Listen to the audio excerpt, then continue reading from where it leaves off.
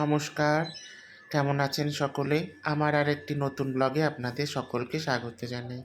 আজকে মূলত সোমবার, আজ সপ্তমী। আমাদের শরৎচন্দ্র বোস দুর্গা উৎসব কমিটির পক্ষ থেকে আপনাদের স্বাগত জানাই। তোমাদের কেমন লাগতেছে প্রথমবার পূজার কাজ করে বলো? তোমার এতদিন পরে 4 বছর পরে করে কিরকম লাগতেছে? মায়ের কাজ সবসময়ের জন্য 4 বছর আগেও যেমন আনন্দ করে একদম। করছি, 4 বছর পরেও সেই আনন্দ, সেই একদম উদ্দীপনা, সেই সব নিয়ে সবকিছু দিয়ে মায়ের পূজার জন্য আমরা এগিয়ে আসছি। একদম।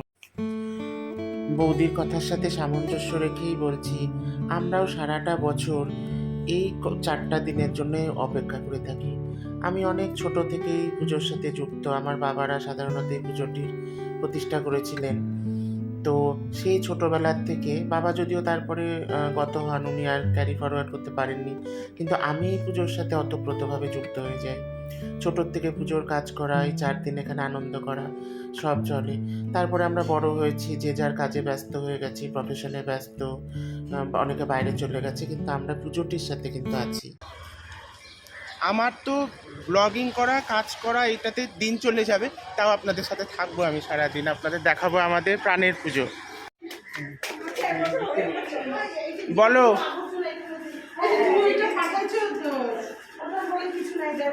কি নাই, কিরকম লাগছে বলো পূজা কাজ করে? কিরকম লাগছে? খুব ভালো লাগছে, মনটা শান্তি লাগে পুজোর কাজ করলে। অনেকদিন পরেই আমার সংসারের কাজ ফেলে রেখে তারপরে সবাই মিলে কাজ করবো, এটাই একটা হই হুল্লো। হ্যাঁ, সারা বছরের জন্যই অপেক্ষা করে সবাই। একদম তাই, একদম তাই। তোমাকে তো দেখাবোই আমি। বলো, এক্সপিরিয়েন্স কেমন লাগছে? ফাটাফাটি এক্সপিরিয়েন্স, কি যে আনন্দ করছি, কা করে বোঝাবো, প্রকাশ করতে পারছি না। খুব আনন্দ, খুব আনন্দ। সবাই মিলে যেন এরকমভাবে থাকতে পারি, সবাই মিলে যেন সারা বছর কেউ কাউকে মুখে মুখ না করে থাকি, সবাই যেন আনন্দে থাকি। ঠাকুরের কাছে এটা প্রার্থনা করি, সবাই যেন আমরা সুস্থ থাকি। শারদীয়া শুভেচ্ছাও, তাই সকলকে শারদীয়ার প্রীতি ও শুভেচ্ছা। মহাসপ্তমী কালকে লিখছিল স্পিচটা, না?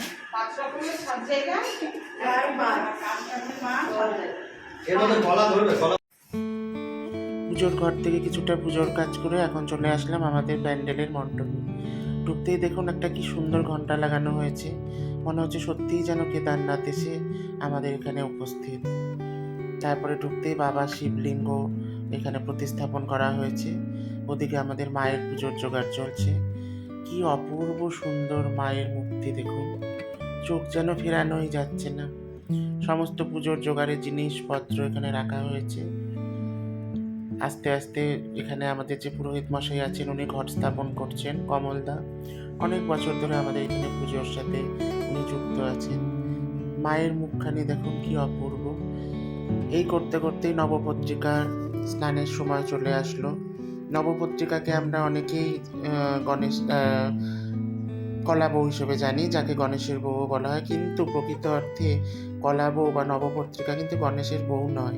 কেন সেটাও বলছি। নবপত্রিকাতে 9 রকম গাছের পল্লব বা পত্রিকা কলা গাছের সাথে অ্যাটাচ করা হয়।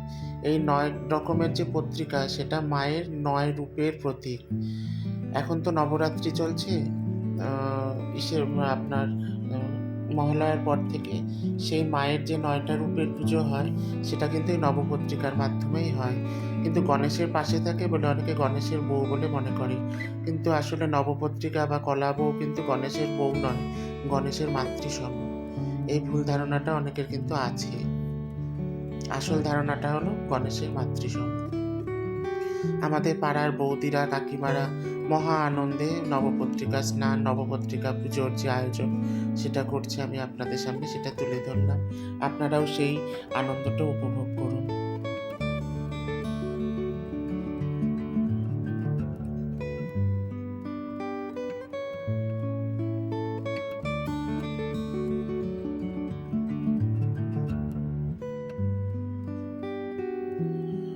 আমরা যখন ছোট ছিলাম তখন এই নবপত্রিকা স্নান এখানে হতো না, সেটা নদীর পাড়ে নিয়ে গিয়ে হতো। ভোর রাত্রে, মানে আলোও ঠিক করে ফোটেনি, 4টা 4:30টার সময় যাওয়া হতো ঢাক নিয়ে, পুরোহিত, আমরা সবাই গিয়ে খুব আনন্দ করতাম।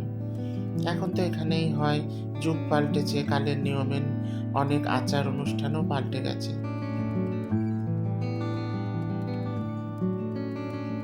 যখনই আমরা এই পুজোর সময় চলে আসি, এই 4টা দিন যেন মনে হয় একান্ত আমাদের নিজেদের। সবার ভেদাভেদ ভুলে, ধনী গরিব ভুলে আমরা সবাই একসাথে মায়ের পূজায় ব্রতী হই। হয়তো মায়েরই অমোঘ টান যে সে সবাইকে এক করে দেয়। এটা মায়ের লীলা ছাড়া কখনো সম্ভবও নয়। আমরা সবাই বিভিন্ন জায়গার থেকে আসি, এটা অসম্ভব হয়ে পড়ে, কিন্তু সেই অসম্ভবকে সম্ভব করেন স্বয়ং মহামায়া। এবার এই নবপত্রিকাকে স্নান করানো হচ্ছে অষ্টকলসের মাধ্যমে। আশা করছি আপনাদের ভালো লাগছে। এই নবপত্রিকাকে স্থাপন করা হয় পেতলের পরাতের উপরে, যাতে জলগুলো নিচে পড়ে না যায় বা পায়ে ঠায়ে না পড়ে। ওই পরাতের উপরেই থাকে, কারণ এটা তো মঙ্গল জল। এটা পরে অনেকে বাড়িতে নিয়ে গিয়ে রাখে।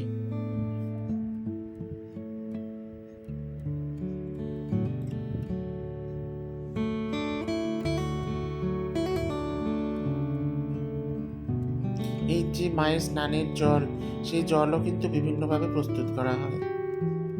দেখুন এখন বৌদিরা কাকিমারা চারদিকে জল ছিটিয়ে মঙ্গল সাধনা করছে।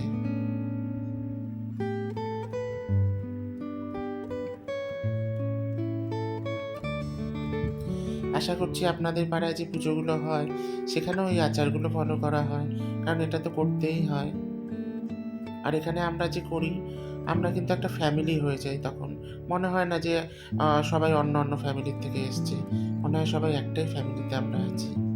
এই করতে করতে মায়ের পুজোর জোগাড়ও হয়ে গেছে। তখন মিষ্টি, নৈবেদ্য, ফলমূল সব জোগাড় করে আনা হয়েছে। এগুলো দিয়ে পুজো হওয়ার পরে মায়ের ভোগ হবে। এরপরে হবে মায়ের মহাস্নান। আমি আপনাদের সাথে সেই মহাস্নানটাও শেয়ার করব। আপনারা সঙ্গে থাকবেন কিন্তু।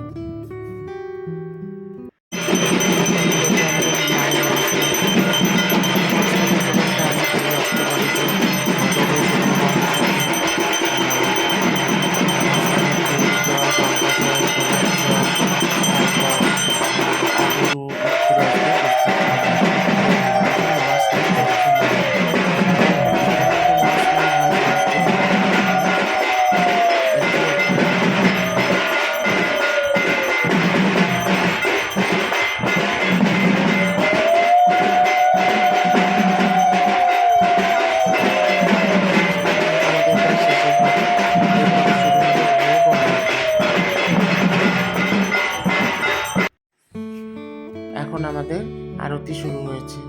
দেখুন কি সুন্দর, যেমন মায়ের মূর্তিও বড়, সেরকম এই পাখাটাও বড়। কি অপূর্ব লাগছে, তাই না? আর এখানে মায়ের ভোগ হয়েছে। আমাদের এখানে নিত্য ভোগ হয়, আজ অন্নভোগ হয়েছে। এই অন্নভোগ কিন্তু আমাদের এখানে বিতরণও করা হয়। যতক্ষণ অবধি অন্নভোগের ভাণ্ডার থাকে ততক্ষণ ভক্তদের তা বিতরণ করা হয়। আমরা নিজেরাও এই ভোগই এখানে পাই ভোগ হওয়ার পর। পাখার পর এবার শুভ্র চামরের আরতি। কি অপূর্ব লাগছে না? এই কটা দিনের যে এই যে সুবাস, এই যে সুগন্ধ, একটা পুজো পুজো গন্ধ, পুজো পুজো আমেজ, এটাই যেন মনকে ভালো করে দেয়। আবার আমরা সারা বছরের সেই যে কাজের খোরাক, পরিশ্রমের খোরাক সব এই 4 দিনের মধ্যে দিয়েই পেয়ে থাকি। তারপরে সন্ধ্যাবেলা আমি একটু বন্ধুর সাথে ঘুরতে গেছিলাম, ঠাকুর দেখতে চলে গেছিলাম। খুব ভিড় ছিল, সেই জন্য ঠিকভাবে আর সপ্তমীর দিন আমার ভিডিও করা হয়নি। কারণ সারাদিন পরিশ্রম করি তো পুজোর কাজ করে, পরে রাত্রিবেলা আর কেন যেন আমার ঘুরতে যেতে ইচ্ছে করে না। যাই হোক, তাও সপ্তমীটা সকাল থেকে রাত অবধি ভালোই কাটলো। কালকে আছে অষ্টমী পুজো। আমাদের এখানে অষ্টমী পুজোয় প্রচুর লোক অঞ্জলি দেয়, তো সারাদিন অনেক ধকলও চলে। আমার বাড়ির থেকে এখানে ভোগ আসে, ঢাক নিয়ে পড়াতে করে ভোগ দিই। আবার সন্ধি পুজোতেও আমি শাড়ি ভোগ দিয়ে পুজো দিই মাকে, তো সেই ভোগটিও আসে। আর তারপরে ভোগ বিতরণও এখানে করি আমি। তো সারাদিন অনেক পরিশ্রমের মধ্যে দিয়ে অষ্টমীটিও কাটে। আশা করছি কালকের অষ্টমীটিও আমার ভালো কাটবে। আপনাদেরও আগাম অষ্টমীর শুভেচ্ছা।